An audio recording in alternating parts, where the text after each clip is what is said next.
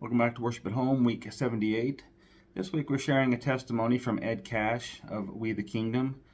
He tells the story of how God helped him with his drugs and alcohol addiction. And then we're going to perform Child of Love, which is a song up there. So hope you enjoy. God bless.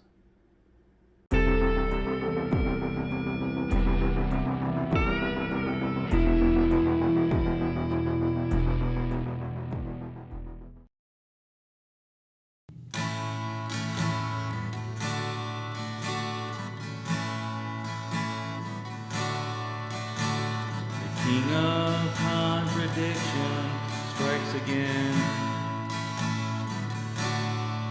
He said the last to cross the finish line will win.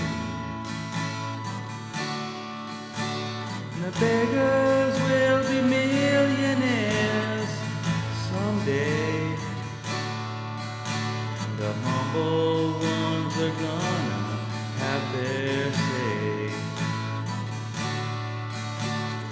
All my friends are gone now, and all my money's gone now, and all my pride is gone now, and if what you say is true now, this will be my finest hour.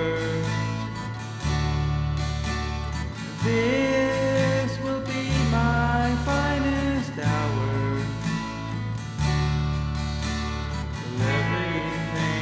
Opposite down here. The strong survive and the rest just disappear. Oh, but your philosophy is more unique. You say I'm stronger than I'm weak. This will be my finest hour. This will be my finest hour. It's 2 a.m. I'm sleepless. I'm wide awake and restless. I don't know what my deal is. I've never been so helpless. No.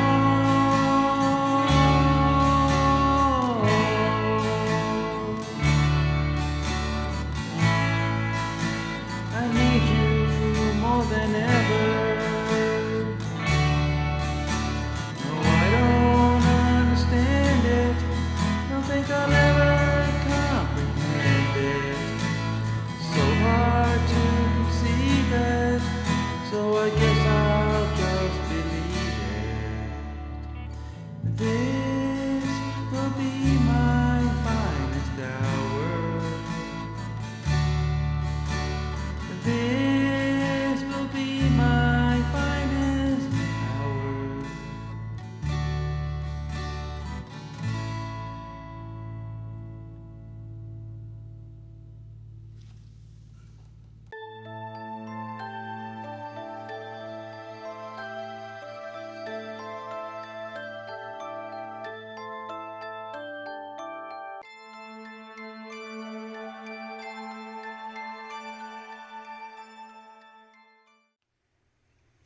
So you are no longer a slave, but God's child, and since you are His child, God has made you also an heir. Good morning. Today is a very special day for me. I'm probably going to get emotional. I've been feeling an incredible amount of gratitude all morning. In fact, I even woke and heard, while I was in our bunk, my father's voice saying to me what he said every day on this day, every year. He would call me and he would say, "I love my E." He called me E. And this is the day that 33 years ago I got sober from drugs and alcohol. And it was a radical work of God after 5 drug treatment centers and some real deep struggle with addiction. So we're in, of all places, Minneapolis, Minnesota, which is the place where I went to treatment, and completely randomly, this concert that we're playing tonight is the first concert that we've ever done in Minneapolis. It just happened to be on May the 10th. I had nothing to do with that. When I saw it come up on my phone, I got emotional again. This was several months ago, and I realized that on this day, God orchestrated it, that we would be in the very place to go back after 33 years. I've only been here one time since then, was for a quick radio thing, and just being here, I am like, my heart is about to burst with joy. So we're gonna go on a little adventure and show some of the places where God does some incredible things in my life. Let's go. Yeah, I was just thinking, like 33 years, when I think about the biblical significance of that number, you know, that's the time on earth that it took Jesus to accomplish saving the world and living as a man, and then giving the ultimate sacrifice of his body, and then coming back and going home. And I think about that. 33. Otherwise, it doesn't really sound like that significant of a number, you know, sometimes with a decade or whatever, these markers. But for me, when I know and I think about that it was Jesus that saved me, pulled me out of the pit of addiction when I was dead to the world. I was so close to death. It was amazing. And he really pulled me out of the grave. Kind of crazy thing, when I moved here and went to treatment, I was convinced that music was like the thing that had led me into drugs. In some ways it really was. So I put down my guitar for 2 years. I did not play one note, nothing on the piano, had nothing to do with music, and I really thought I might be done with music for my whole life. So the fact that God brought that back is just, honestly, it's kind of a miracle in my heart that he restored that, and I'll tell you more about that story in a bit. So, this building coming up, it's somewhat brick and somewhat, I guess, stucco or something right here.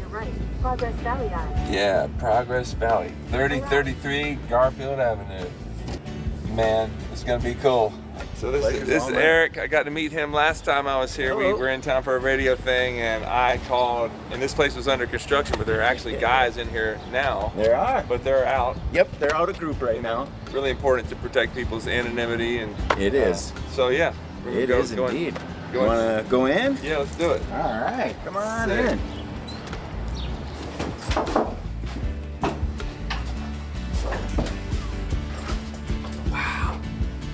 Wow, this is so cool. So guys are actually staying here now, but I think this was my, I mean, it's 33 years ago. I'm pretty sure this was my actual room Yeah. where I stayed. Yeah, my first time through, this was my bed right Me here. too, bro. Me too. Yeah. That'd have been my bed right That's there. awesome.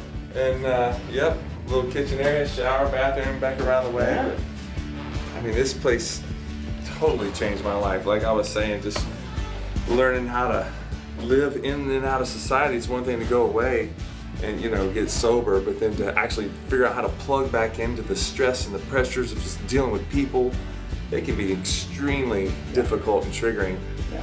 This This place, is the easy part. Yeah. This yeah. is the easy part. Yeah, for sure. So anyway, super thankful, man. Hey, Thank you. pleasure is all mine. This building right here, 3300 Colfax, that's when I moved out of Progress Valley. That's literally where I lived. And you see my apartment was right above that sign. That was my window. So this place has been built up a bit now. It's nicer than when I was here. I remember there was a drug dealer who lived down the hall from me.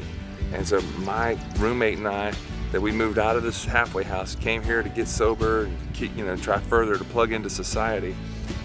One night, I'm in there by myself, and all of a sudden I hear this huge, glass crash. And there is this guy, I guess he's some junkie that had literally was trying to break in to this drug dealer. So he took a brick and smashed it through this front window. And it was always kind of edgy around here. So I realized at that time I probably want to move away and get to a safer place. But anyway, we'll go take a peek inside. Yeah, so you can see my apartment door was that first one up there on the left. Kind of wild. And this is the glass This is the glass that had a brick thrown through it. It was all shattered and open. So every morning at 4:30 a.m. I would get on the bus and it would take me down to the sandwich and muffin shop, and the bus would come right over here on that corner. So the very first year I was here, October of '91, it snowed on Halloween 36 plus inches. It was absolutely, I mean, it's like a record. Even Minnesotans talk about it, and it snows a lot here. It was nuts. And the city bus showed up literally the next day at like 3 minutes late. And it's on this road, so much snow you cannot even imagine it. And the bus takes off and starts fishtailing, just basically slides down the road and keeps going. I was like, this place is crazy. Anyway, they did end up closing the cafe that day and letting us off work early, but pretty fun memory. All right, so I'm really excited right now. We're getting very close to the place where I got reintroduced to Jesus and recommitted my life to him in a very profound way. It's called De Montreville. It's a silent retreat place that's been here for 80 years. Men have come here and they have these 3 and 4 day retreats where you literally go and don't say a word, including meals. You're sitting down with total strangers. All you hear is forks clanging. And it's really amazing, but it's a beautiful place. There's probably a retreat going on, so I want to be respectful and sensitive to that, but it's right up here. So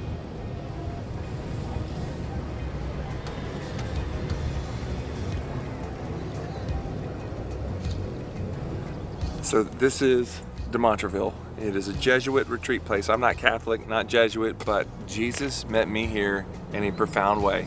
I was hungry and he was willing, and here we are 33 years later. Glory to God. So I got reintroduced to Jesus here and recommitted my life to him in a powerful way. I'd really, through all the drugs and alcohol, I'd run so far from God I didn't know if I believed anymore. And it was here that he showed me that he was indeed the God of the heavens. The God of my childhood was real, that it was all real, and it became so true to me. There's a tree up here. I hope we can find it. I mean, this is 33 years ago, so it may not even still be here. But when I picked out this shirt this morning, it was the top one on my thing, and I was like, oh my gosh, child of love. Y'all, my biggest struggle in life is believing that I'm lovable. And I've really fought that. That's what I was going for when I ran after drugs or all kind of other things, just trying to feel a sense of belonging and love. And the beautiful thing is God showed me this tree. And ever since then, I see heart leaves all over the place on ground while I'm walking. I'll park next to a heart tree, not even knowing it. And it's just one way of God saying to me, I love you and you're lovable. And I sense that in my spirit. And I've learned to love myself. And that's one of the tremendous gifts that sobriety's given me. So let's go see if we can find it. So you see this kind of rust-colored tree down there? And then beyond it, way down there, there's a big green tree. That tree, I can't remember the name of it. It's, golly. I can't remember the name of the tree, but it's got heart-shaped leaves on it. And I still have the heart leaf that I picked from that tree in my journal from 33 years ago. And it's like in pristine shape.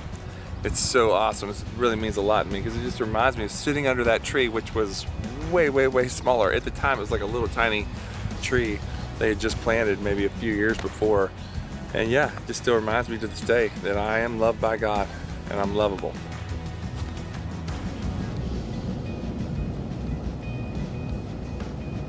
Yeah, so we're here at the Mall of America. I was here the very year this place was built, which is nuts to think about. 33 years ago. One of the most significant things in my entire life happened here, so I want to go talk about it. So basically, I went to see this movie Alive. Like I said, it was a very intense movie. Men trying to survive, having to resort to the ultimate unthinkable thing of eating one another to survive this crazy circumstance of their flight.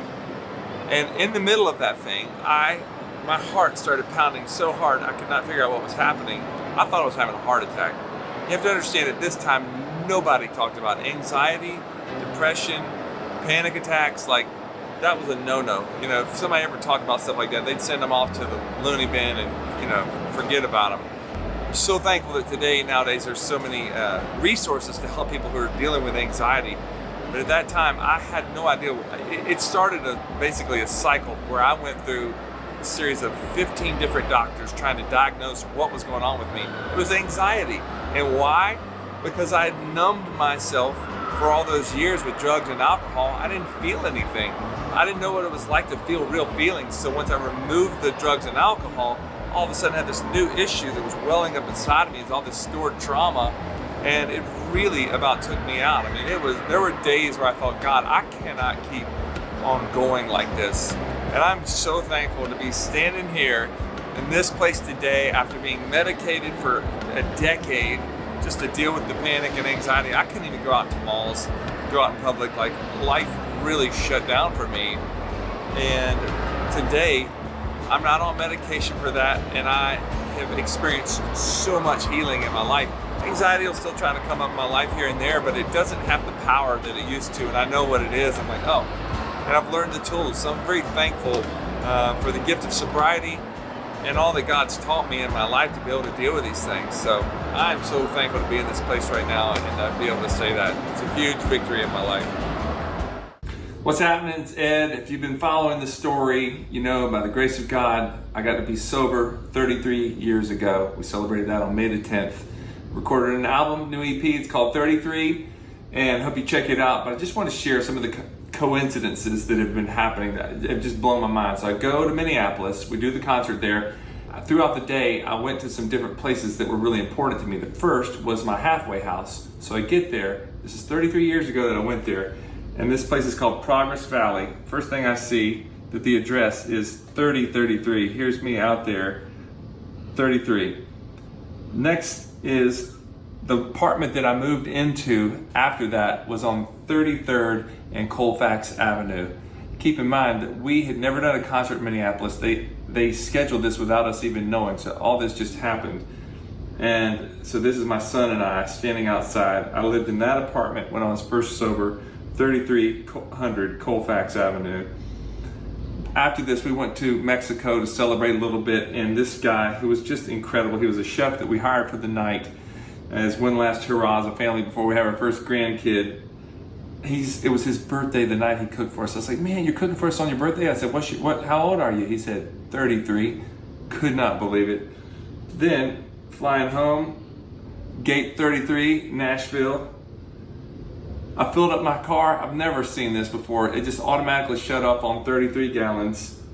This is my buddy Sean Moffitt. We went to Vegas where they put us on the 33rd floor.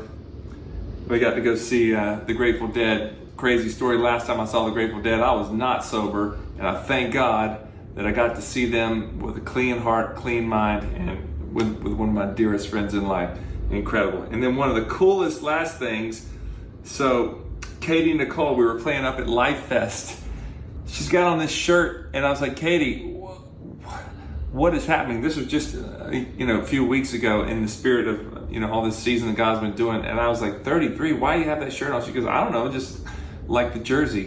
And it's just so cool how God has continued to bring this number up to remind me that is the age that Jesus was when he gave his life for me and for all of us, that we could have the power to break through the hard things in life. And I'm so thankful that he allowed me to get sober all that time ago. If you're struggling, man, there's hope for you. I pray that God would give you the strength that you need to fight the battles that you need. I know he has for me.